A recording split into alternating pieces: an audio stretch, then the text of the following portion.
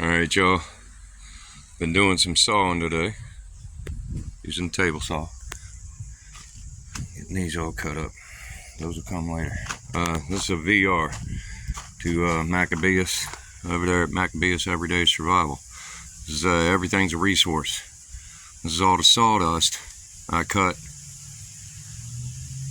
3 different types of wood. Asahi, I believe. I'm not real sure of the pronunciation on it. Oak and walnut, and that's all mixed in. And this is still a resource. 1, it's going to go over in the compost pile there. And 2, give me a sec. Yeah, it's just a old, cleaning rag container.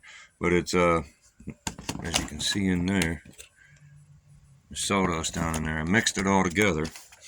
And what you do with this, if you're a woodworker, take sawdust and your regular wood glue, you mix it up, and now you got putty.